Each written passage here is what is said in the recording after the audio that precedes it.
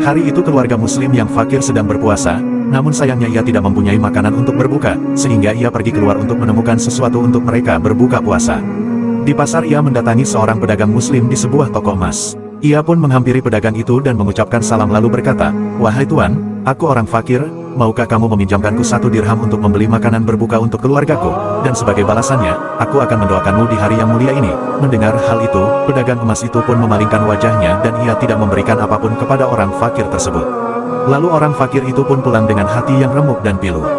Karena tak tahan, air mata pun bercucuran di pipinya. Ternyata seorang Yahudi di dekat toko itu mengetahui kejadian itu. Karena kasihan, orang Yahudi ini pun menghampirinya, dan ia berkata, "Barusan aku melihatmu berbicara dengan tetanggaku."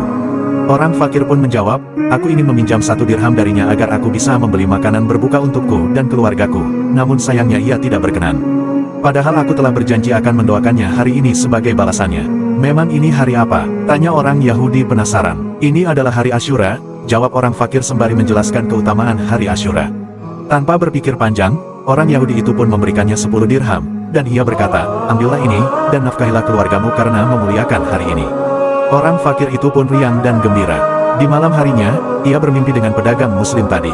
Di mimpi itu, seakan-akan kiamat sudah tiba. Pedagang muslim sangat kehausan dan kelaparan.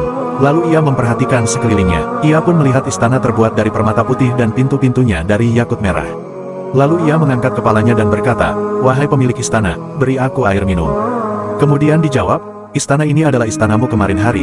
Ketika kamu menolak orang fakir yang hatinya pilu itu, maka namamu telah dihapus. Lalu ditulislah nama tetanggamu orang Yahudi yang memberikan 10 dirham kepada si fakir itu sebagai pemiliknya." Pedagang emas itu pun mati ketakutan. Keesokan harinya, ia pun pergi mendatangi tetangganya orang Yahudi itu, dan berkata, "Bagiku ada hak atasmu, dan aku sedang membutuhkan pertolonganmu." "Apakah itu?" Yahudi bertanya, "Maukah kamu menjual kepadaku pahala 10 dirham yang kamu berikan kepada orang fakir kemarin seharga 100 dirham? Yahudi pun menjawab, "Demi Allah, seandainya kamu membelinya dengan seharga 100.000 dinar pun, aku tidak akan mau.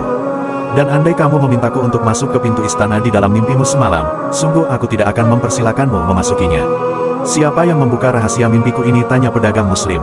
"Dia adalah Zat yang apabila berkehendak maka mengatakan jadilah maka jadilah." Dan kemudian si Yahudi itu mengucap syahadat.